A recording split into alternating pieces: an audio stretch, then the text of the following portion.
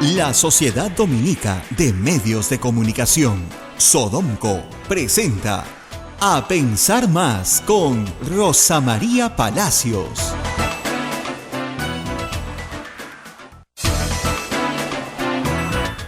Muy buenos días, señoras y señores. Bienvenidos a Pensar Más con Rosa María Palacios a través de las emisoras de la Sociedad Dominica de Medios de Comunicación. Saludamos a Lima a través de Radio Santa Rosa, Chimbote Radio Santo Domingo, Arequipa Radio San Martín, Cusco Radio Veritas, Ucayali Radio Cepagua, La Convención Radio Quillabamba. También saludamos a Puerto Maldonado a través de Radio Madre de Dios, emisoras dominicas del Perú, Huánuco Radio Huánuco, Ayacucho Radio La Voz de Ayacucho, Puno Radio Pública, Ancash Radio Moro, Huancayo Radio Cumbre, Satipo Radio Milenio, Abancay Radio Estación Solar, Yurimaguas Radio Oriente, Chota Radio Los Ángeles, Apumac Estéreo y AM Tagua a través de los podcasts. Nos pone en el Perú y en el mundo. Rosa María, no sé si decirte buenos días o qué tal, ¿cómo estás? Bueno, como ustedes imaginarán, la tarde y la noche ha sido larga, sí, porque había que seguir el debate del Congreso. Bueno, para ustedes podría ser casi una tortura tener que escuchar durante tantas horas las cosas que hemos escuchado ayer. Yo lo que creo de entrada es que hemos sido en realidad testigos no solamente de un acto de abuso de poder de la mayoría fujimorista y su aliado el APRA, hemos sido testigos de un suicidio político. O sea, lo que han hecho ayer finalmente es la 7ª o 8ª vez que protegen a Chávarri, y esta vez en la comisión permanente. Lo que han hecho ayer es dejar por sentado, por escrito y a vista y paciencia de todo el país que están protegiendo indebidamente a un funcionario público. Y vamos a ir por partes. Miren, un instrumento, cualquier instrumento, es útil cuando sirve a su fin, ¿no es cierto? Si ustedes tienen unas tijeras que no cortan, las tijeras son inútiles, ¿no es cierto? Un bisturí que no está esterilizado pues no sirve para su fin, le va a colocar una infección al paciente. Y así podríamos ir señalando instrumentos, ¿no es cierto?, que se vuelven, ¿no es cierto?, inservibles, ¿no? Imagínense un colador oxidado, ¿no? Ya no sirve para su fin. Lo que ha pasado tanto con la inmunidad parlamentaria, como con el antejuicio, como con el juicio político, que son instituciones diferentes, es que son buenos instrumentos, tal como fueron concebidos. Pero el problema es que han sido tan deformados por su uso, que son ahora instrumentos inservibles para la democracia. La inmunidad parlamentaria se creó como el antejuicio, que es lo que hemos visto ayer, para proteger a ciertos funcionarios públicos de una persecución política arbitraria. No fueron concebidos para proteger a ciertos funcionarios públicos de la acción de la justicia. No fueron concebidos para eso. ¿Okay? Usted puede tener un cuchillo para cortar el pan y usted puede usar el mismo cuchillo para matar. El cuchillo no fue concebido para matar, sino para cortar el pan. Lo que están haciendo en el Congreso es utilizar instituciones para deformarlas y usarlas para fines subalternos. ¿Qué va a pasar? Cuando usted tiene un instrumento que ya no le sirve, lo arroja a la basura y crea un instrumento nuevo, ¿no es cierto? Pues lo que va a terminar pasando, no hoy día, seguramente no mañana, pero en los próximos años, es que instituciones, no solo como la inmunidad parlamentaria, sino también como la del juicio político y el antejuicio, sean inmediatamente descartadas en las reformas constitucionales. Muchos de los artículos que tenemos en la Constitución vigente provienen de procesos históricos en el Perú, ya sean del siglo XIX o del siglo XX. Y esos procesos históricos han tenido una consecuencia en la redacción de la Constitución. Yo creo que estos procesos históricos, los que estamos viviendo hoy, van a tener una consecuencia en la redacción de la Constitución que va a ser mucho más radical que las propuestas por el Poder Ejecutivo. Y reitero, esto no va a ser hoy, ni mañana, ni esta semana.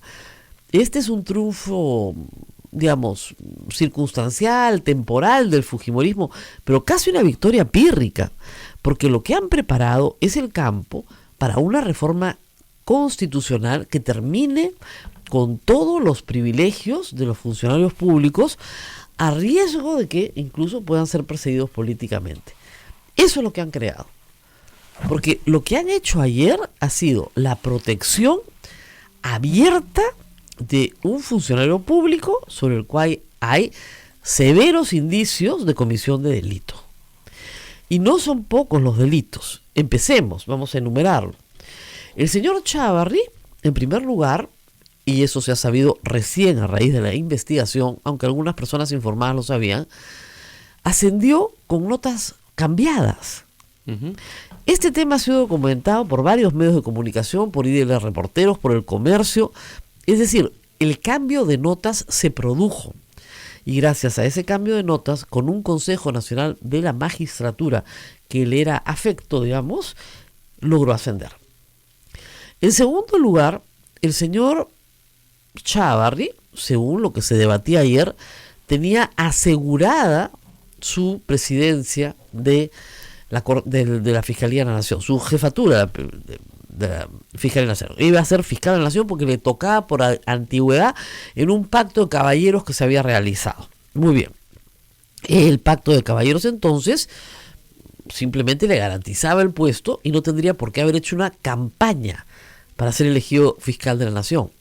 Sin embargo, ahí están las llamadas telefónicas de Inostroza, ahí está la visita a la casa de Camayo y ahí están todas las mentiras que sobre ese incidente el señor dijo una y otra vez. Primero dijo que no conocía a Camayo, luego dijo que no era amigo de Inostroza, después dijo que sí era amigo de Inostroza, luego que sí había ido a la casa de Camayo. Se contradijo tantas veces que ya dio hasta para hacer una obra cómica. Augusto Álvarez, en uno de sus personajes en el teatro, era Chávarri, contradiciéndose una y otra vez porque la gente se reía a carcajadas. Yo no digo que visitar a un grupo de periodistas en la casa de un empresario esté mal, podría hacerlo. Pero lo que está mal es mentir una y otra vez. Si no tienes nada que ocultar, ¿por qué mientes? Dices, bueno, mentí, en fin. Luego han venido otras cosas y cada vez peores. La destitución de los fiscales que están investigando los casos de corrupción. ¿Para evitar qué? Y lo ha dicho ayer con toda claridad y con el mayor de los descaros, que es impresionante. Para evitar que Keiko Fujimori esté 36 meses en prisión. O que Alan García, pobrecito, sea detenido en Semana Santa. Yo me quedé con la boca abierta y dije, esta es una defensa política de sus aliados políticos en el Congreso que tienen mayoría. Luego, ¿qué vino? El famoso deslacrado de la oficina, donde su asesora, su seguridad y personas de su entorno, bajo sus órdenes, sustrayeron documentación en cajas, las colocaron sobre una silla y empujaron la silla por el pasadizo hasta que desaparecieron todo lo que había. Según el fiscal José Domingo Pérez, lo que había ahí era evidencia de la vinculación de Pedro Gonzalo Chávarri con el fujimorismo. Y eso fue lo que desapareció. ¿Qué necesitaba ayer el Congreso? ¿Hacer un juicio? ¿Actuar pruebas? No. Lo único que el Tribunal Constitucional dice que hay que hacer que en estos casos es establecer si los hechos son verosímiles y si hay una posibilidad de delito. Basta con eso, un indicio de delito. Nada más, esto es lo que tienen que evaluar.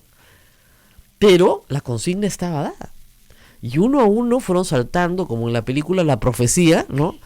Damián, hago esto por ti. Igualito Keiko, hago esto por ti. Porque de verdad, ha sido un suicidio. El Perú hoy día está indignado con lo que vio anoche.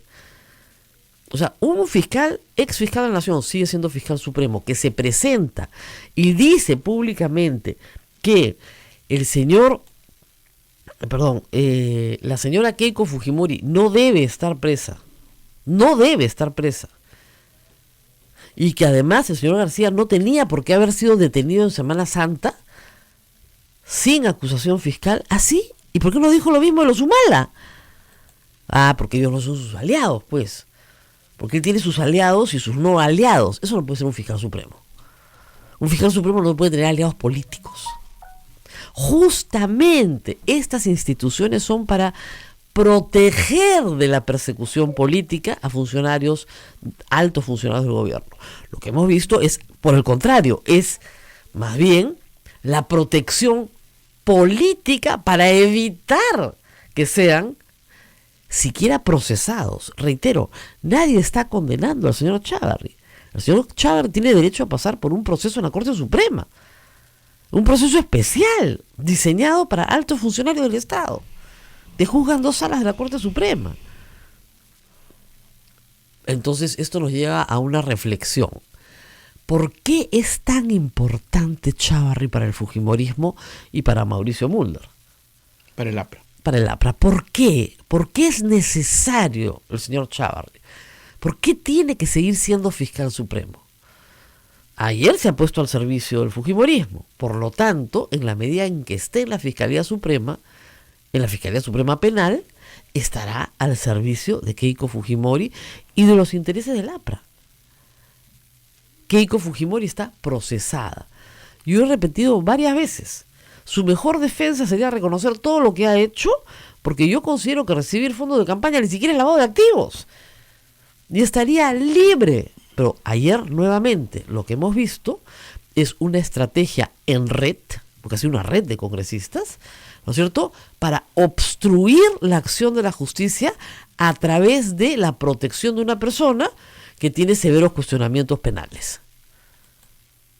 Y ya no vamos a decir el juicio político, porque el juicio político es aquel que se lleva a cabo en el Congreso para imponer una sanción por infracción de la Constitución. Y en ese también todos los fujimoristas votaron en contra. Ni suspensión, ni inhabilitación, ni destitución. Cero, nada. SIP. Y no digamos del otro fiscal supremo, Tomás Aladino Alves, el que hablaba de libritos, con el señor Inostroza. Te llegaron los libritos, pero te los he mandado, Uh-huh. Todos sabemos, los que han pasado 3 segundos por el Poder Judicial, qué significa libritos. Cuadernos, libritos, naranjas. Y no estamos hablando del fujimorismo. Todos sabemos qué significa eso. Están hablando de plata. ¿De qué cosa creen que están hablando? Entonces, eso tiene que ser investigado en una corte. ¿En qué corte? En este caso, en la Corte Suprema. No han querido. Anoche, el fiscal José Domingo Pérez valientemente estuvo con Mávila Huerta, quejándose, por supuesto, porque ha sido mencionado repetidas veces durante la sesión del pleno de ayer, en un acto de, lo voy a decirle, supina ignorancia, porque el señor Pérez no ordena la detención de Keiko Fujimori, la solicita. El que la ordena es el juez. Uh-huh. Y los jueces que han visto el caso de Keiko Fujimori hasta ahora, en primera instancia, en segunda instancia, es decir, en la superior, han dicho que Keiko Fujimori está bien presa. O sea, no es el fiscal Pérez solo, es el sistema de justicia. Si la casación el día de mañana sale favorable a Keiko Fujimori, el señor Pérez pierde, ¿no es cierto? Es vencido en ese proceso de detención preventiva. Pero hasta ahora no lo ha dicho la Corte Suprema. Y yo creo que en las actuales circunstancias, dudo muchísimo después de lo de anoche que la Corte Suprema se atreva siquiera a dar una casación favorable a Keiko Fujimori. Porque es evidente que hay un esquema de protección jurídica desde el Congreso a aquellas personas que fallen favorablemente a favor de Keiko Fujimori o que se expresen favorablemente a favor de Keiko Fujimori, con lo cual es peor para su defensa. Yo no puedo creer que sean suicidas por estos congresistas que se queden 36 meses en prisión. O sea, ¿no se dan cuenta del daño que le hacen a su defensa politizando justamente la protección a Chávarri? ¿Por qué está presa Keiko Fujimori? Por obstrucción de la justicia. Por eso está presa. ¿Qué han hecho ayer? Obstruir la justicia. Va a seguir presa. Porque esa es la conducta de su organización política, obstruir la justicia. Y está acusada su organización política como organización criminal. No acusada, no, procesada, investigada. ¿Qué hacemos? Es la pregunta que todos nos hacemos. Bueno, lo que ha quedado claro ayer, Rosa María, con las declaraciones del señor Chávarri, es que pues hay esa sociedad con el fujimorismo y con el APRA. Y bueno, lo ha dicho él, ¿ah? Él claramente lo ha dicho y yo creo que si alguien dudaba... Yo no estoy poniendo palabras de su... Miren, ayer había la esperanza, siempre la hay, ¿no? Aunque sea remota, de que cayera un rayo sobre el Congreso y que la conciencia pues les picara un poco y dijeran, sí, bueno, esto no podemos hacerlo de esta manera. Pero definitivamente hay mujeres pues muy poderosas en el Congreso. Rosa Bartra, yo veía ayer que coordinaba todo y claramente se veía que ella llevaba la voz cantante en esta materia. Y ya estaba todo decidido. Todo decidido. Yo no sé por qué han debatido 6 horas seguidas, la verdad, por las puras. Cuando uno iba escuchando el debate ya sabía lo que iba a pasar. Estaba clarísimo. 2 horas antes yo sabía cómo iban a votar ya. Incluso la actitud del propio señor Chávarri, ¿no? La Ah. actitud que demostraba Sí, envalentonado, como diciendo acá, ¿no? estamos entre patas. Sí, todo Estamos entre envalentonado, hermanitos. ¿No? Así fue. O sea, no había mucho que decir. Recuerden ustedes que en la mañana lo primero que se vota es el archivamiento que venía ya de la Comisión de Acusaciones Constitucionales de uno de los casos más descarados, que era el del deslacrado de la oficina. O sea, ese caso tiene videos, testimonios. La señora Rosa Venegas cambió su testimonio señalando que había sido obligada, contando detalles, los policías también. Chávarri quería que se metan por una ventana, pero era peligrosísimo, se podían matar. O sea, pretendía que uno fuera el hombre araña para que entrara y sacara las cosas. O sea, ¿qué habría ahí? ¿Qué habría ahí de sensible para que Chávarri se arriesgara a todo? No sabían que las cámaras estaban prendidas. Tenemos video. O sea, es como si ustedes vieran un asesinato en video y el asesino dijera, no, yo no, ese no es. Eso no, yo no tengo nada que ver. Eso lo archivaron primero en la mañana, temprano. Y luego discutieron las otras acusaciones constitucionales. Y también dijeron que no. Ahora han pasado cosas curiosas, ¿no? En la primera votación, porque se votó delito por delito separado y sanción constitucional una por separado, en la primera votación salen en realidad 12-12 empatados para determinar si hay o no hay organización criminal. Y Mulder se había abstenido, porque el APRA siempre vota raro para que no parezca que está apoyando al fujimorismo. Entonces, obviamente, cambió su voto, porque si no hubiera tenido que dirimir Salaverry. Y al usar el voto de dirimente Salaverry, a Chávarri lo acusaban por organización criminal. Otra de las cosas realmente ridículas de ayer es escuchar una y otra vez que la Corte Española nos ha dicho que no hay organización criminal. No ha dicho eso la Audiencia Española. Muy por el contrario. Lo que ha dicho la Audiencia Española es que en efecto no basta con que las personas se traten amicalmente para que sean una organización criminal. En el caso de Inostroza, ningún otro alto magistrado ha sido acusado por organización criminal por culpa del Congreso. O sea, no es culpa de la Audiencia Española, es culpa del Congreso peruano. Y los congresistas peruanos utilizaban ese argumento para decir que no había organización criminal. Era ya terrible. O sea, yo he hecho mal mi trabajo. No acuso a Inostroza por organización criminal. Perdón, lo acuso por organización criminal, pero lo acuso solo a él y no a sus hermanitos del Consejo Nacional de la Magistratura. La Corte en España nota eso, porque solo hace notar la defensa de Inostroza. Y acá en el Perú dicen, sí, pues Chávarri tampoco es miembro de esa organización criminal porque no hay. No hay porque ustedes han dicho que no hay, señores congresistas. O sea, ¿son burros o se hacen los burros? No, creo que se hacen, porque burros no son. Entonces, tenemos esta situación. Y todos ustedes se preguntan qué hacer. Así es la gran pregunta que ¿Qué todos hacer? Ayer estuvo Abel en la marcha y yo con el dron iba siguiendo la marcha. Chiquitita, fue poca gente muy bien poca gente. Qué pena. Sí. Qué pena porque eso demuestra poco interés. Pero tal vez a raíz de los acontecimientos de anoche haya más interés en que ustedes se manifiesten. Creo yo que no podemos perder el derecho a manifestarnos. Ustedes no pueden perder el derecho a expresarse. Tienen muchos medios para expresarse hoy en día, mucho más de los que teníamos hace 20 o 30 años. Tienen redes sociales, tienen medios de comunicación, tienen la calle. La calle es del pueblo y el pueblo puede manifestarse pacíficamente y sin armas, dice la Constitución, en el lugar que sea dispuesto por la autoridad para ese fin. No se trata de cerrar carreteras ni de cerrar avenidas, se trata de que ustedes puedan manifestarse en las plazas públicas y decir lo que piensan al respecto. Eso en primer término como derecho de reunión, que es un derecho constitucional. Pero luego tenemos el derecho de petición. Nosotros podemos hacer peticiones a la autoridad. Ayer el señor fiscal, el señor Pérez, dijo que como ciudadano pedía que el Ejecutivo hiciera una cuestión de confianza. No dijo sobre qué materia, me imagino que sobre la reforma política.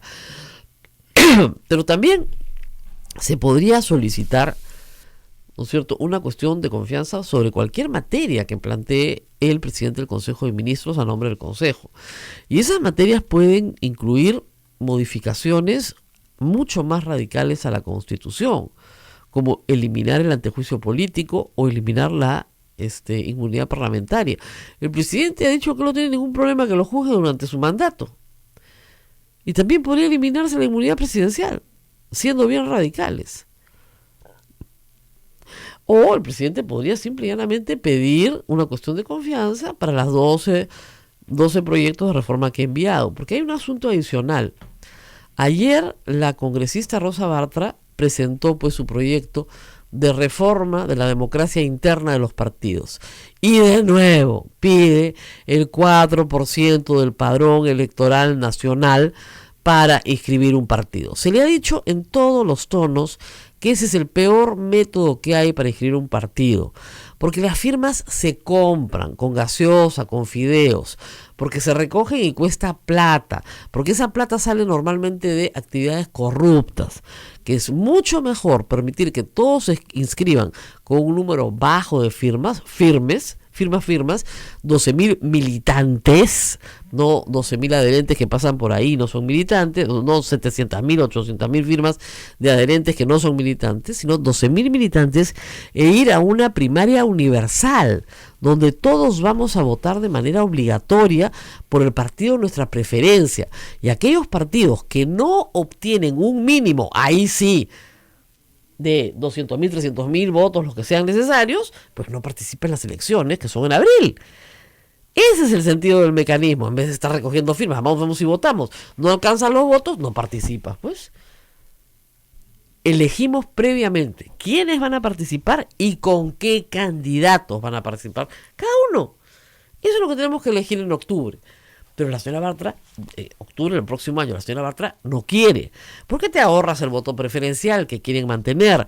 Porque quieren que las cúpulas de los partidos sigan manejando los partidos. Porque los congresistas que están hoy en el Congreso son parte de esas cúpulas, no todos, pero son varios parte de esas cúpulas que aun cuando ya no estén en el Congreso en el 2021, quieren seguir manejando los partidos. ¿Para el bien de todos nosotros? No.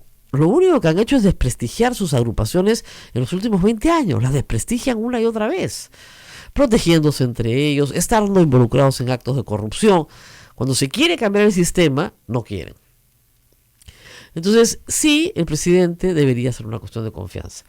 ¿Es posible que el Congreso se la niegue? Sí, es posible. Yo creo que no, porque están muy contentos siendo congresistas. Y por la conducta de ayer, yo creo que creen que va a durar para siempre. Yo lo miraba y decía, pero ¿estos no han leído un libro de historia? ¿No se acuerdan de Blancanieves Colán? ¿No fue acaso igualita la protección a Blancanieves Colán? Idéntica. Así es. Ayer recordábamos con Carlos Rivera cuando Blancanieves Colán dijo en televisión que ella ponía sus manos al fuego por el doctor Vladimiro Montesinos. Sí. Terminó presa. Y Chávarri era su secretario, así que algo debe recordar al respecto.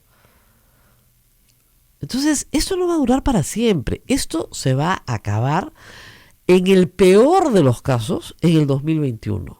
¿Ok? Faltan 26 meses. En el peor de los casos. En el mejor de los casos antes. Pero recuerden el problema que tiene el señor presidente. Se los conté esta semana. Si Vizcarra convoca elecciones en 4 meses, o sea, primero, si hace la cuestión de confianza. Segundo, si no se la aceptan. Tercero, si convoca elecciones, son actos, ¿no es cierto?, que tienen que darse consecutivamente y cada uno es autónomo, porque dependen de una decisión. Muy bien, si eso sucede, si llegamos a ese paso 3 muy rápidamente, el presidente va a gobernar ¿con qué partido? Si él no tiene partido. No tiene bancada. Hoy día Bruce se queja en el comercio que hace 90 días que no hablan con el presidente. No tiene bancada. La otra es decir, bueno, ¿saben qué? Ya no me interesa. Total, nos vamos todos en 2 años. Voy a gobernar lo mejor que pueda. No paso por el Congreso ya nada. Me desisto de todo. E ignoramos al Congreso, pues. Pero eso es muy difícil porque hay muchas cosas que sí tienen que pasar por el Congreso. Si ya no hay reforma política, no hay nada. Que se queden con su cuota del poder. Porque piensen ustedes que lo que estábamos haciendo, rebajando inmunidad, por ejemplo, es empoderar no al Ejecutivo, sino al Judicial. Le estás dando mucho poder al Judicial. Entonces ya no se lo vas a poder dar, pero el Judicial sigue con sus atribuciones. También puede pasar que no pase nada. Vamos a la pausa. Rosa María, Sí. ya que el señor Violeta dice que tú eres la asesora a la sombra, Anoche corrido por los techos, iba como monja ninja. Salía por acá del convento. Ayer vino la dirigente de la educación se respeta, Sí. Michelle Mesa, y le enseñamos pues el pasadizo del correo que nos une con Palacio de Gobierno y la salida del convento y todo. Y decía, no puede ser, sí, Gilbert ahorita cree que yo corro por acá en las noches, de madrugada, ¿no? Y hay un túnel secreto que me lleva a Palacio, ¿no? Una cosa así. y como el presidente, según algunos, nos escucha todos los días, Dicen, ¿no? en el próximo segmento, de todos los panoramas que tenemos, ¿qué le aconsejarías que haga el presidente? Tras la pausa. Vamos, Vamos a la regresamos. pausa. Sodomco, Sociedad Dominica de Medios de Comunicación. Continuamos con A Pensar Más a través de las emisoras de la Sociedad Dominica de Medios de Comunicación. Rosa María, quedó pendiente la pregunta. Bueno, miren, De todos los escenarios que tenemos. hay varios, ¿no? Y todo depende, miren, todo depende del ánimo del presidente. Y eso en política es muy importante. O sea, ¿quiere el presidente pelear o no quiere pelear? O dice, bueno, yo quiero terminar mi mandato tranquilo, me voy a Moqueo a disfrutar de mis nietos, ¿no? Y me aparto del murmullo, ¿no? de la vida política. O yo quiero pelear porque no me están dejando gobernar. Si la segunda es la actitud, entonces el presidente tiene que tomar determinaciones. No puede seguir en esta actitud wishy-washy donde no hace nada, o protesta y pasa de la protesta al silencio.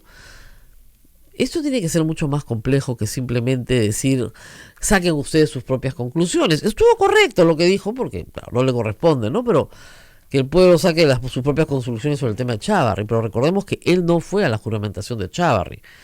Recordemos que Keiko Fujimori le ordena a Galarreta ir y le dice, es importantísimo que vayas a la juramentación. Recordemos que Rosa Bartra dice en el chat La Botica, tenemos que proteger a Chávarri, es una cuestión de sobrevivencia. Es decir, sin él no sobrevivimos. O sea, estemos claros. Ante eso el presidente tiene que tener una respuesta política y jurídica. ¿Ok? ¿Cuál sería mi respuesta? Si yo fuera presidenta, ya, pues yo haría cosas mucho más radicales, ¿no? ¿Cómo qué? ¿Cómo qué? A ver, me estás pidiendo que haga cosas radicales. Presentaría una reforma constitucional para abolir la inmunidad parlamentaria, abolirla y abolir el antejuicio político. Y solamente dejaría el juicio político para inhabilitar a altos funcionarios del Estado, nada más. Eso es hiper radical. Me van a decir que no, ¿no es cierto? Entonces ahí tengo dos posibilidades. O disuelvo el Congreso, ¿no es cierto? Y tengo que convocar elecciones en 4 meses, o renuncio y nos vamos todos. ¿Ya? Entonces puede decir el presidente, perfecto, con ustedes no se puede gobernar, ustedes siguen protegiendo, yo renuncio. El señor Salaverry tiene menos de 4 meses para convocar elecciones. Porque, digamos, la Constitución dice que cuando el presidente disuelve el Congreso, tiene 4 meses para convocar elecciones. Pero también dice que cuando el presidente del Congreso asume la presidencia, tiene que convocar elecciones de inmediato, no dentro de los 4 meses. De inmediato. Al día siguiente. De inmediato es al día siguiente, convocar. Y obviamente hay un plazo. Pero ese plazo puede ser 5 o 4 meses. Pero el Congreso se queda. Se queda todo. Y se queda el señor Salaverry en la presidencia. Y ahí se ocupará de la anemia, los niños pobres, del empleo, del dólar, de lo que quiera. Y puede formar el gabinete que quiera.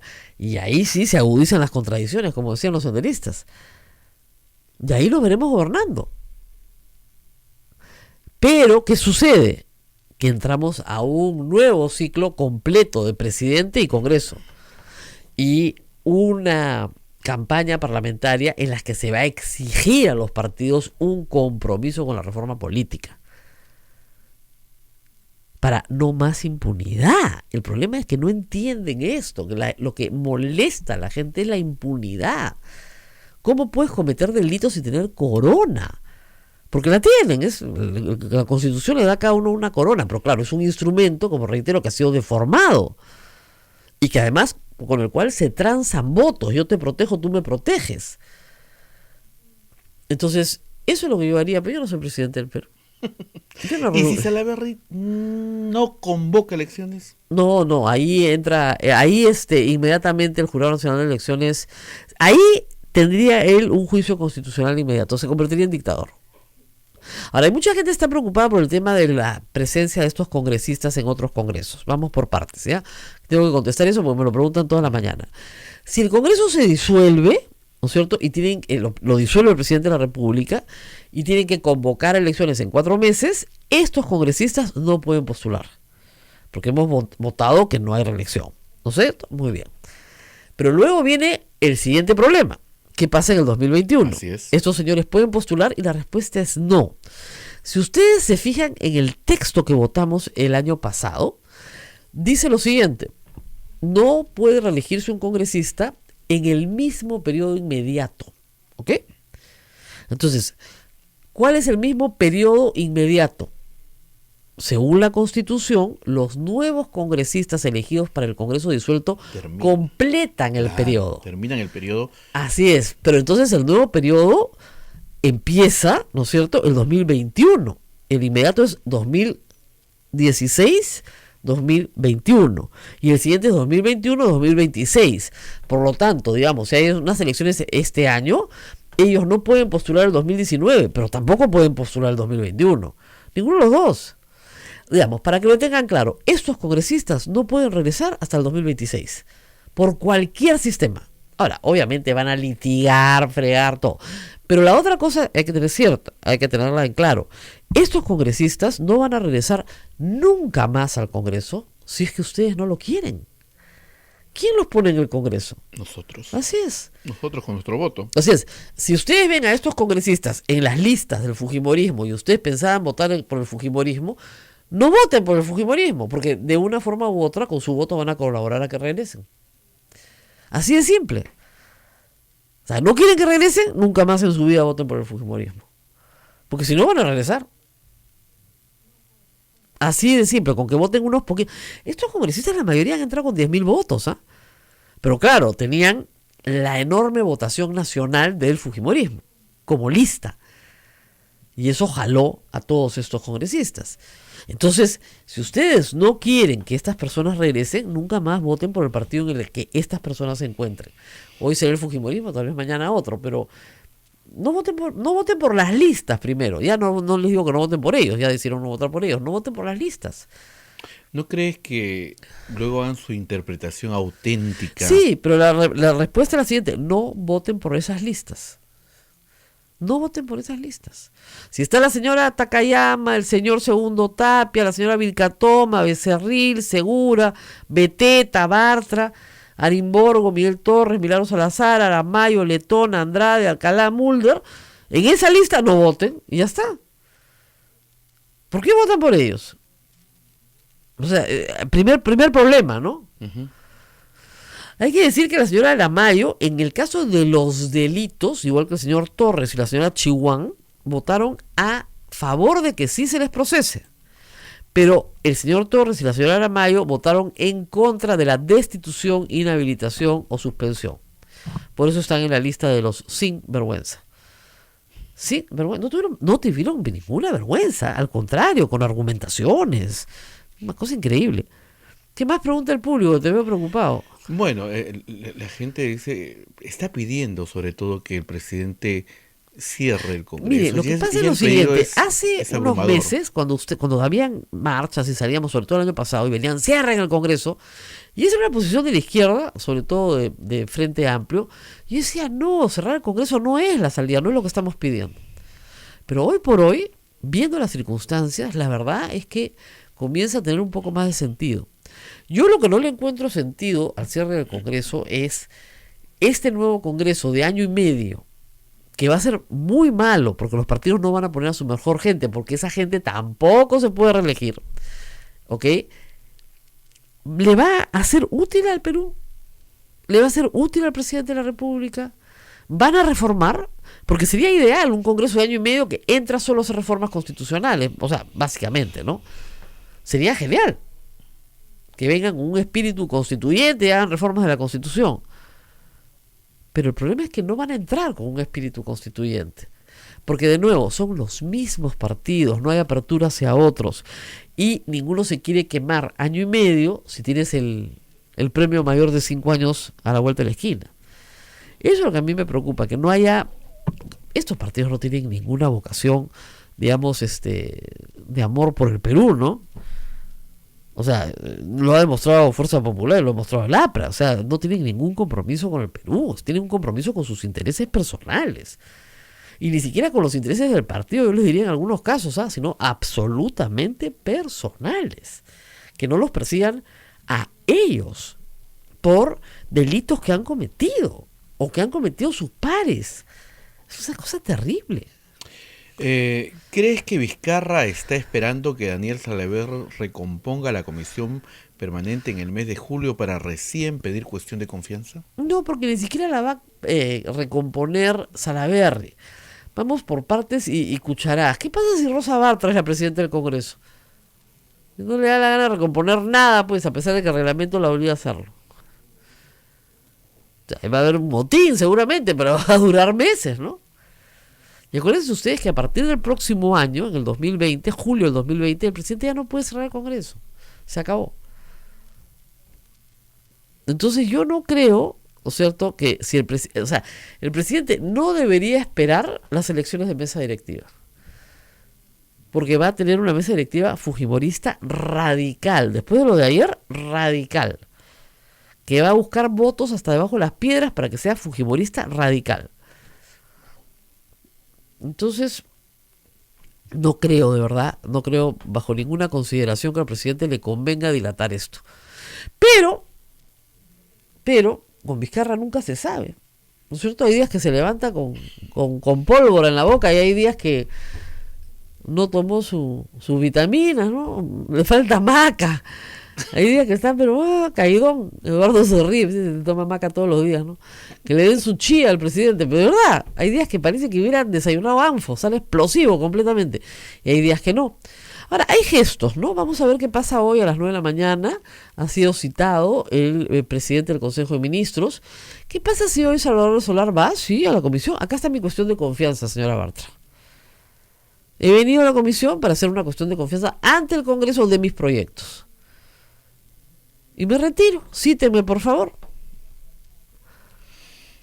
No creo que tengan ese No coraje. creo que tenga. Yo tampoco lo veo así como que muy entusiasmado.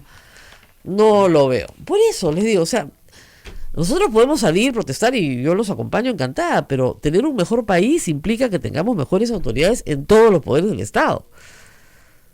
No los veo con mucho entusiasmo, ¿no? Por hacer una pelea. Por lo menos no el entusiasmo que hubo el año pasado. No están en ese modo. Falta ver lo de la denuncia que ha presentado la señora fiscal de la Nación contra el señor Pedro Chávarri, ¿verdad? Pero miren, pues, ¿qué les puedo decir? O sea, son los mismos hechos. Los mismos hechos. Son los mismos hechos. Estamos hablando de los mismos hechos. No van a cambiar el voto. O sea, la verdad que no, o sea, no va a funcionar. Por donde se presente no va a funcionar. ¿Qué más tenemos en preguntas? Bueno, es un pedido general de cierre del Congreso, es el 99.9%. Queremos que cierren el Congreso. Miren, no es tan cierto. La última encuesta, que creo que es de febrero, marzo, que vi, era como 38%, que es alto, por cierto. Pero yo creo que hay que preguntar si las personas quieren que se cierre el Congreso de manera constitucional. Eso es muy importante. No de manera inconstitucional, ojo. Y esa pregunta no se ha hecho. Seguramente las encuestadoras la hagan en las próximas semanas, pero hay que esperar la medición después de estos hechos, después del rechazo a la modificación de la inmunidad parlamentaria, después del rechazo a las acusaciones contra Chávarri y Alves, después de eso, ver qué piensa la población sobre el cierre del Congreso. Hay que ver todavía. No creo que sea el 99.9, pero sí creo que hay una... En este momento sí ha crecido. Ha crecido, ¿no? Ha crecido, claro. Ha crecido. Sí. La indignación en las calles es muy grande. Sí, es muy ¿no? grande. No solamente en la marcha, que no hubo mucha gente, sino tú vas en el bus, en las tiendas, en todo sitio, se está hablando del tema y con mucha rabia, con mucha indignación. Vamos a ver qué pasa. En fin, nosotros estamos a la espera de nuestras invitadas. Ya están. Vamos a hablar hoy día también de feminismo.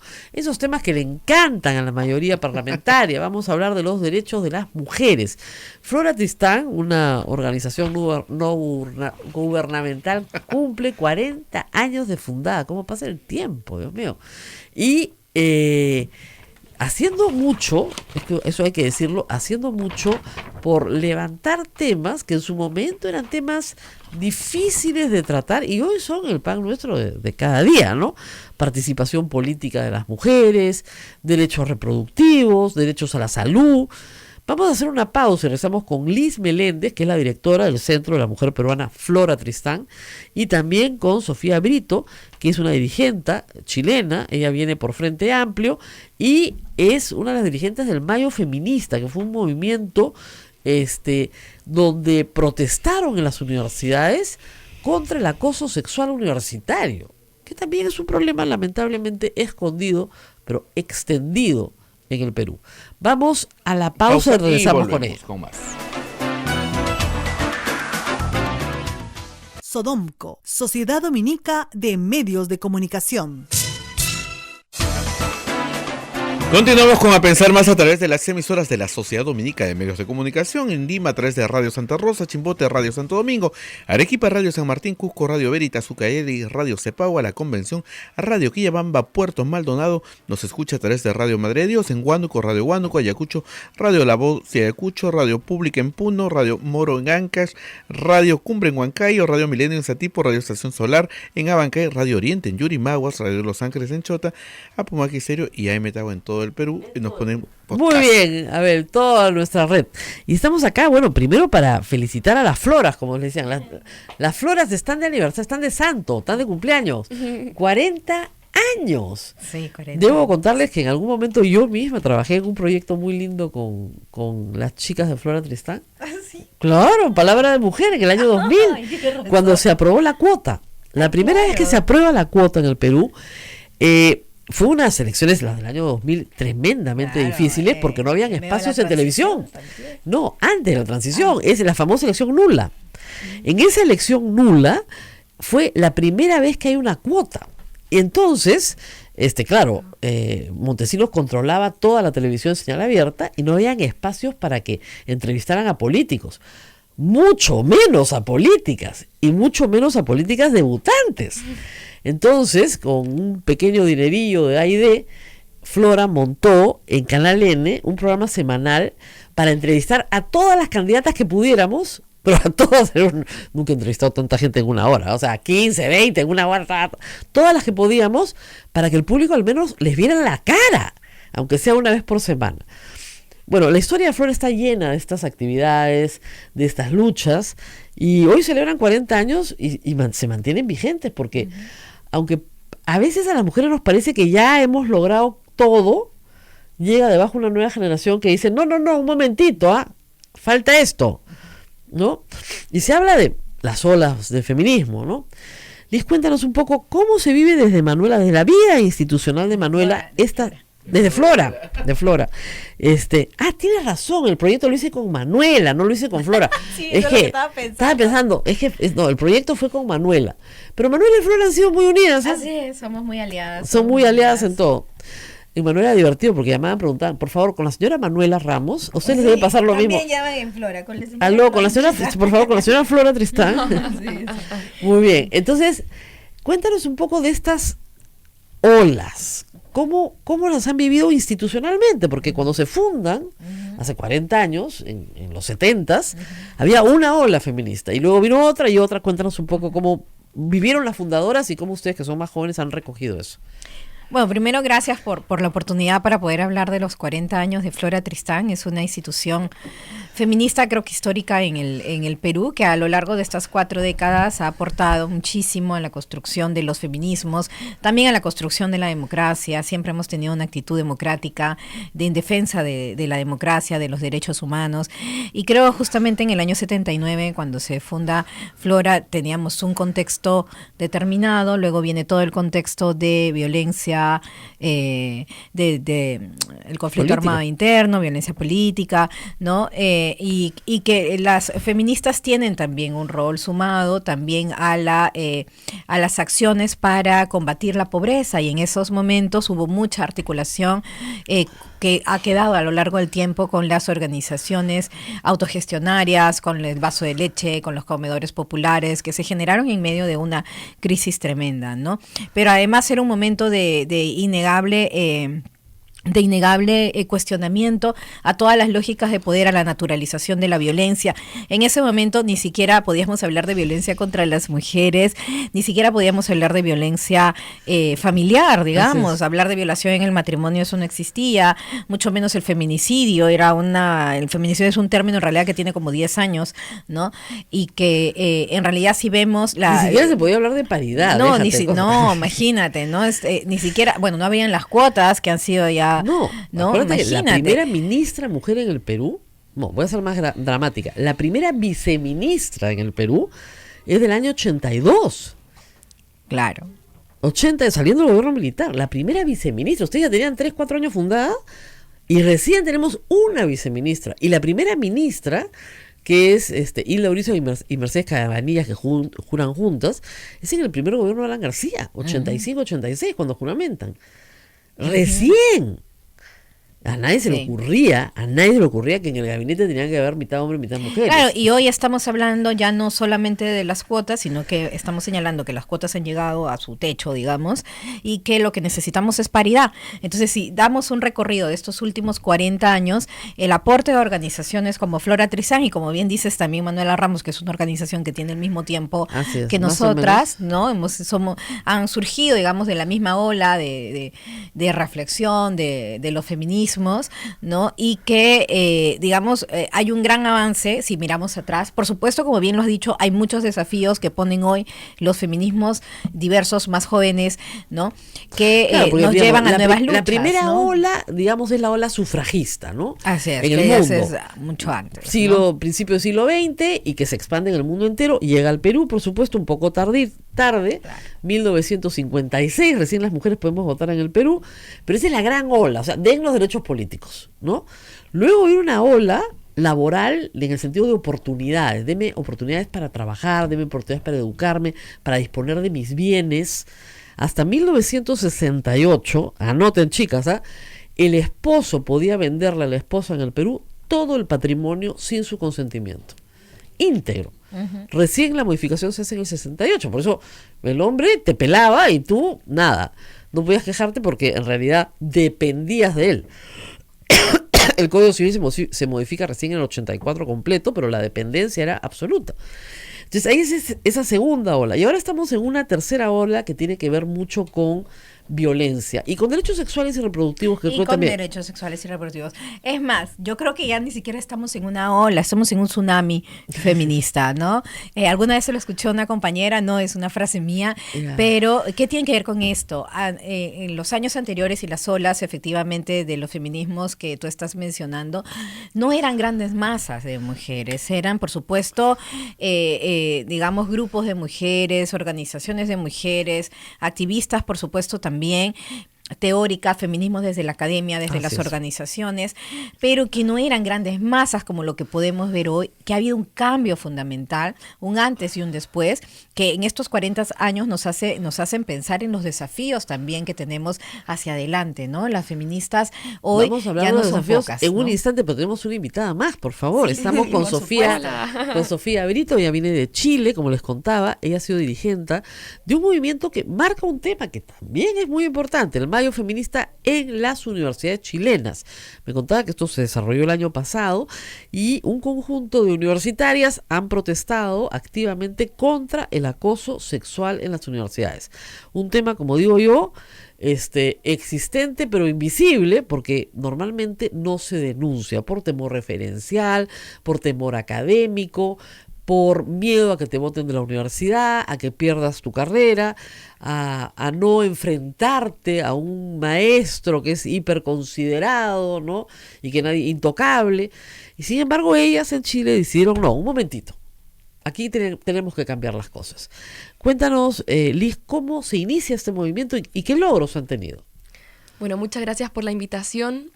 Desde Chile estamos muy contentos de poder también estar en los 40 años de Flora Tristán, una organización que es muy inspiradora para toda América Latina. Y bueno, en Chile también tenemos un movimiento feminista que se ha empezado a rearticular, yo creo que más o menos desde Ni Una Menos, desde el año 2016, y que el año pasado justamente tiene su expresión en el movimiento estudiantil. El movimiento estudiantil siempre ha sido muy fuerte en Chile, desde el año 2006, 2011, que hay grandes movilizaciones por la educación gratuita. Pero la verdad es que nosotros nos dimos cuenta que en esa reivindicación por la educación gratuita, por los derechos de la educación, faltaba considerar cuáles eran las diferencias de género que también existían en la educación. Porque no solamente hay diferencias socioeconómicas en la educación, sino también hay diferencias entre ser hombre y ser mujer en la universidad y en los liceos, ¿no? Para ser mujer en una universidad pública que tiene carreras que son muchas veces que se consideran como exclusivamente masculinas, como medicina, como derecho, como las ingenierías, había que siempre estar como un pasito adelante, decir, bueno, no solamente soy mujer, sino que también soy inteligente, por así decirlo. Claro. Y ese tipo de parámetros que no solamente se estructuraban en una forma cultural de cómo nos veían a las mujeres, sino que también significaba justamente la posibilidad de que nuestros cuerpos estuviesen a disposición de nuestros compañeros y de nuestros académicos. En ese sentido, los casos de acoso sexual, de abuso en las universidades y en los liceos era realmente alarmante. O sea, muchas de las compañeras que estábamos en las movilizaciones habíamos sufrido ese tipo de situaciones con algún profesor, con algún compañero, con algún funcionario de las universidades. Entonces dijimos, ya, basta de crear una educación machista, sexista, que nos divide en términos de género, que nos deja como ciudadanas de segunda categoría. No teníamos tampoco en algunas de las universidades ningún protocolo tampoco para denunciarlo, ¿no?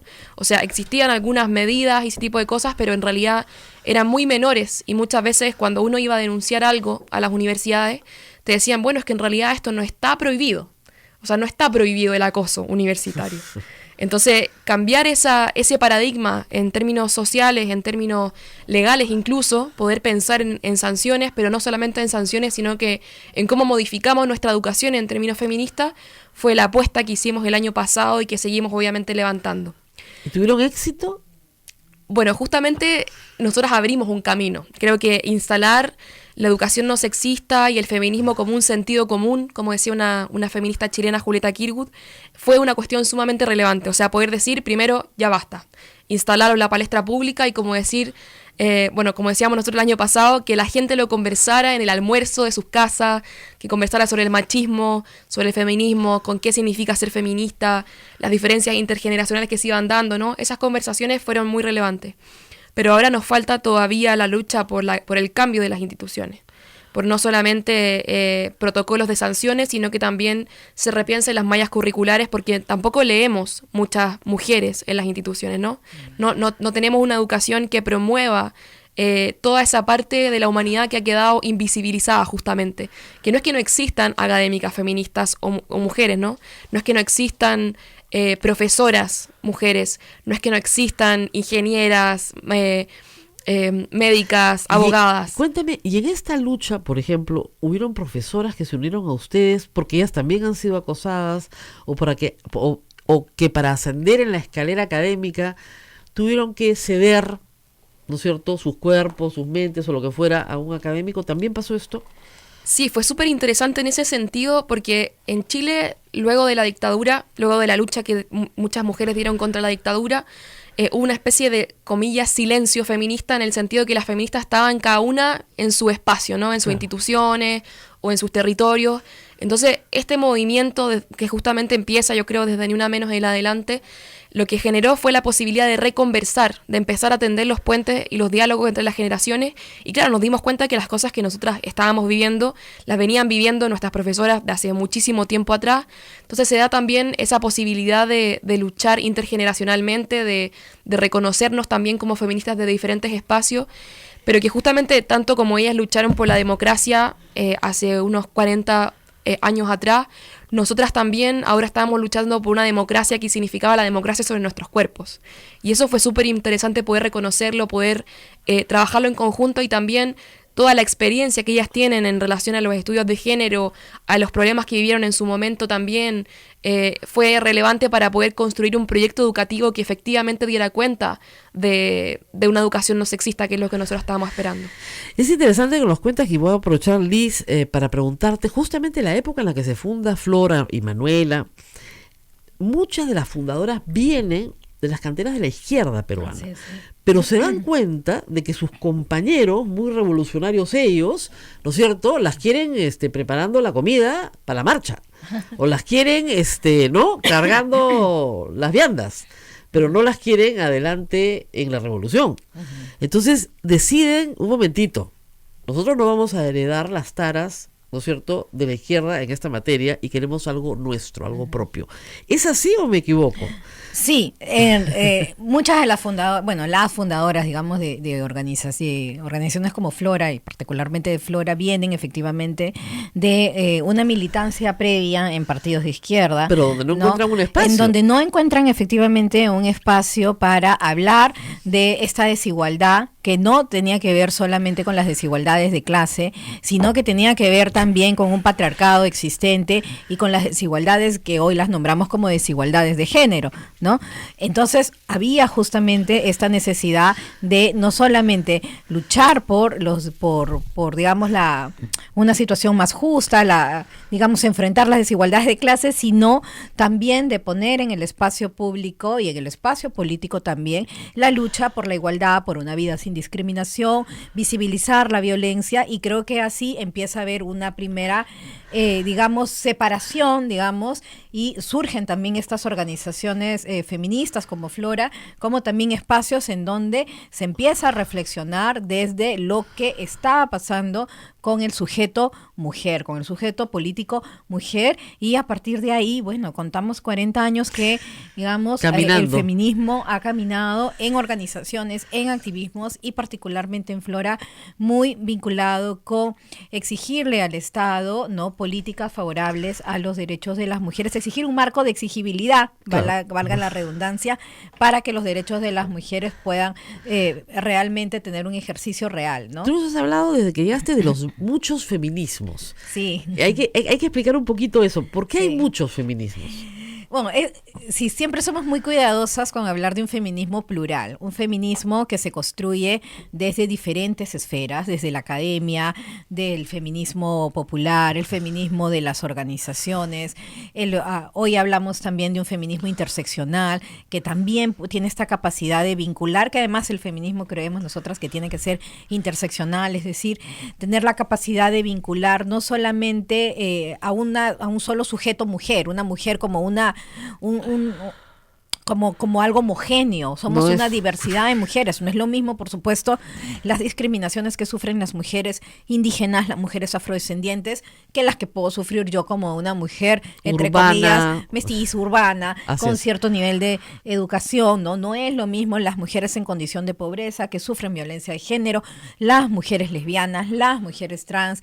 Entonces, también hay una necesidad de pensar esto así. Y también estamos hablando de los feminismos porque hay diferentes espacios desde donde se construye esto. Estamos hablando también de los feminismos más jóvenes, diversos, que nos están, como tú bien dijiste al inicio, interpelando de aquello que se logró, y están poniendo nuevas agendas que nos invitan a la reflexión y a la lucha, por supuesto, conjunta, ¿no? Ni una menos marcó un punto de quiebre porque sí, en el Perú por lo menos fue una marcha multitudinaria, tal vez la marcha más grande que he visto yo en mi vida en el Perú. Se calcula que salieron a marchar en todo el Perú más de 1 millón de personas. Porque ya el tema de la violencia doméstica había salido del dormitorio, ¿no? Y se había convertido en un problema de salud pública, así de grave, ¿no? Con lesiones, asesinatos, ¿no es cierto? Y cientos de mujeres incapacitadas física y psicológicamente para hacer una vida productiva, o sea, así de grave. Entonces, sin embargo, ese impulso como que esas cosas que a veces se inflan duro, pero que se desinflan un poco, ¿no? ¿O cómo lo ven ustedes? Yo creo que hay como un hito, ¿no? Claro. Y que en realidad hay que tener en cuenta que ni una menos, como marcha, como expresión ciudadana, ¿no?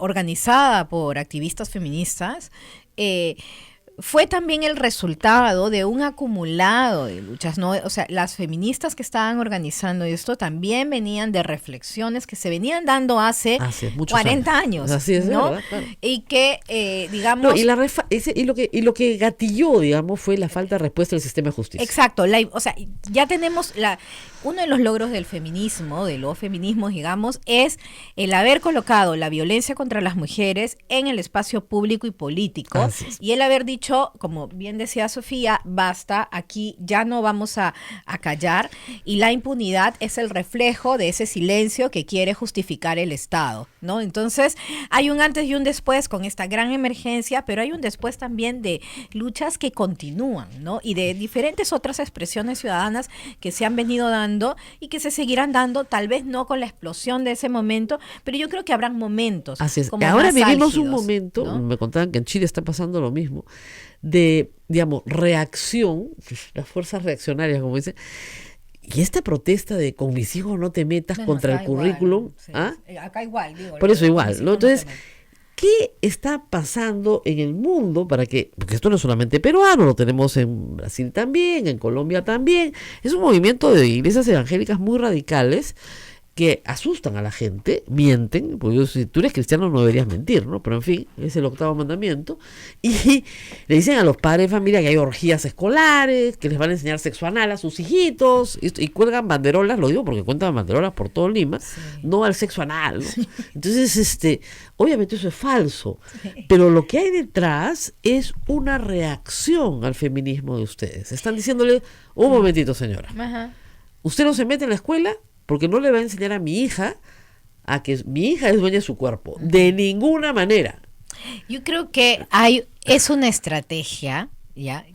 Como reacción a que hoy los derechos humanos de las mujeres y la igualdad, y también hablemos de los derechos de las personas LGBTI, son más visibles que nunca y se han ido dando avances importantes. Es una respuesta a este avance en materia de igualdad, ¿no? Que te está diciendo, alto ahí, esto tú no puedes hacer, me estás tocando el status quo, estás realmente subvirtiendo el orden social de dominación. Estás destruyendo los valores de la familia. Claro, y con argumentos de los valores de la familia, porque de la educación de los niños, de las niñas, que en realidad no son esos los intereses que los mueven detrás. Detrás hay un interés de que no se socave este sistema de poder, o sea, las relaciones de poder naturalizadas que promueven la discriminación y que hace que determinados sectores todavía tengan harto poder en el escenario público y también en la vida cotidiana de las personas, ¿no? Ahora, a veces el feminismo, hay que decirlo, tiene una idealización de la mujer que no es cierta, ¿no? Si vemos hoy día la portada del periódico La República, acá hay un conjunto de mujeres políticas, Sí. ¿no es cierto?, que han votado activamente y mayoritariamente, tenemos 15 personas, 10 son mujeres, 5 son hombres en el fujimorismo, que han votado activamente para encubrir un caso público de delito. Y son las mujeres dentro del fujimorismo, hay que decirlo, las piezas más poderosas. Nadie puede negar el poder de Rosa Bartra, por ejemplo. Entonces, tenemos mujeres poderosas, o sea, hay esta idealización casi No, yo no creo que virginal, ella- como Santa Rosita, ¿no? Que la mujer es buena, nace buena, crece buena. Sí.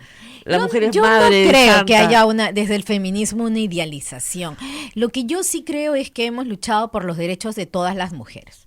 Y las mujeres somos diversas. Y no por ser mujer, digamos, no debe haber una idealización. Pero sin embargo, tampoco los derechos de las mujeres son para algunas mujeres. No, son para todas las mujeres. Vaya, ¿no? que los han ejercido ayer. Si luchamos por la participación política, es para todas las mujeres, ¿no? Ahora, muy diferente es que, digamos, hayan actitudes desde nuestro punto de vista no democráticas, desde nuestro punto de vista muchas actitudes que rayan con la corrupción, ¿no? Y que por supuesto son criticables y cuestionables, y que eso no tiene que ver con el ser mujer, tiene que ver con que eres una persona que tiene determinados intereses políticos, ¿no? Y que por supuesto también luchamos contra, digamos, contra escenarios de corrupción, porque la corrupción fortalece, digamos, situaciones de exclusión, ¿no? Y por supuesto siempre hemos tenido un discurso vinculado hacia la democracia, ¿no? Siendo la democracia aquello que defendemos, por lo tanto siempre hemos tenido una postura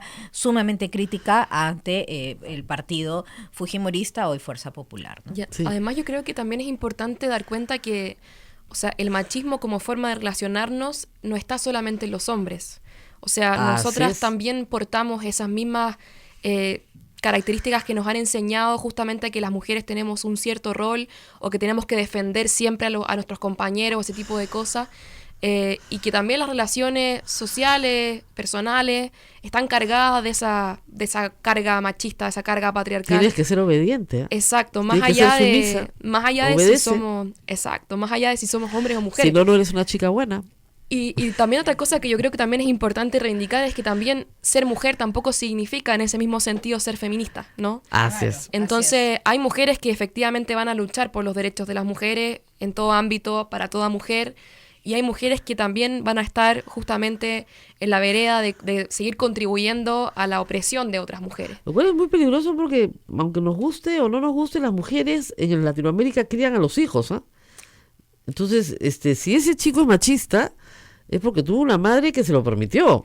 O sea, y que además se lo normalizó. Un sistema educativo, claro, por un lado, y además una estructura familiar en la cual se establece que el cuidado solamente le pertenece a las madres, ¿no? Así es. Entonces, ¿cómo repensamos también las lógicas del cuidado en términos de corresponsabilidad, en términos también de cómo la sociedad en su conjunto se hace cargo de la educación de todas y todos los niños? Así es. Pero digamos, si cambia para bien, maravilloso, pero digamos, hasta esta fecha, cuando mayoritariamente son las mujeres que cargan con la crianza, bueno, hemos podido hacerlo un poco mejor, ¿no? No normalizar, claro, ¿quién normaliza, hijita? Tiéndele la cama a tu hermano. ¿Quién normaliza eso? Bueno, pero es que también, como bien señala Sofi, digamos, hemos crecido en una sociedad patriarcal, claro, machista, que ha impregnado el imaginario de hombres y de mujeres. Entonces, justamente lo que tenemos que cambiar es esa sociedad, y para eso la educación es fundamental. ¿No? Pero también es cierto que los roles del cuidado tienen que ser democratizados, ¿no? Porque si no, seguimos en esta lógica de culpabilizar eternamente de todas las mujeres, cuando en realidad, ¿dónde está el padre? O sea, el padre también es responsable del cuidado, y creo que eso es uno de los grandes retos que tenemos como sociedad, porque hemos avanzado mucho, por ejemplo, en derechos de las mujeres. Que esta es una sociedad de padres ausentes, ¿no? Sí, lamentablemente. Sí, también, la ¿no? nuestra hay que reconocer. Sí, eso no. A mí me hace una gracia cuando los congresistas, estos conservadores, dicen, la familia. Ah, ¿sí? ¿Dónde están? ¿Dónde están? El 23% de hogares en el Perú son liderados por una mujer. Ahora, esta consigna que han sacado, no queremos familias democráticas, sino familias reales. Yo digo, ¿a qué le llaman familias reales? Los de con mis hijos no te metas, que con tanta perversidad mienten, desinforman. O sea, una madre soltera, ¿no?, con 2 niños, ¿qué es? ¿Irreal? Y cuando hablamos de familias democráticas, hablamos de familias en donde no haya violencia, en donde los roles se puedan cuestionar, en donde hombres y mujeres puedan desarrollarse en igualdad de condiciones y con los mismos derechos. De eso estamos hablando, ¿no? Y si las familias reales son familias donde hay violencia, violaciones contra las niñas, y donde una serie donde no hay respeto, donde hay agresiones constantes y donde hay ausencias de responsabilidades, es justamente eso lo que tenemos que superar para construir una sociedad más justa para todos y para todas, ¿no? Bueno, muchas gracias a las dos, felicitaciones. Usted que están en un foro ayer y hoy discutiendo estos temas en el Hotel San Antonio.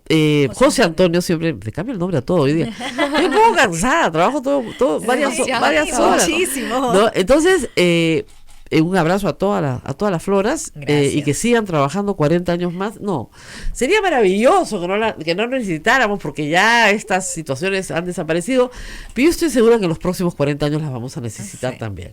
Y también mucho esfuerzo, mucho éxito en como dicen, en este camino recién abierto que se está abriendo en las universidades peruanas también poco a poco. Es un camino largo porque implica cambiar, ¿no es cierto?, décadas o centurias de relacionamiento en la vida universitaria. Así que es. poco Es a un poco, largo camino. es un largo camino, poco a poco vamos a ir cambiando. Muchas gracias. Nosotros por la nos invitación. vamos, no se olviden, les encanta ponerme eso, PayPal. Esta es una radio que vive de la caridad, no tenemos fin de lucro. Y como no tenemos publicidad, usted puede colaborar entrando a la página web radiosantarosa.com.pe. Hay un cuadradito que dice PayPal. Pónganos algo de platita, no mucho, porque después viene la unidad de investigación financiera, del lavado de activos. No mucho, no nos deje su casa, ¿ya? Pero una platita, pues, una contribución, y con eso vivimos hasta que llegue la rifa, que todavía es a fin de año. Muy bien, nos tenemos que ir, entonces será hasta mañana. Hasta mañana, gracias. Muchas gracias.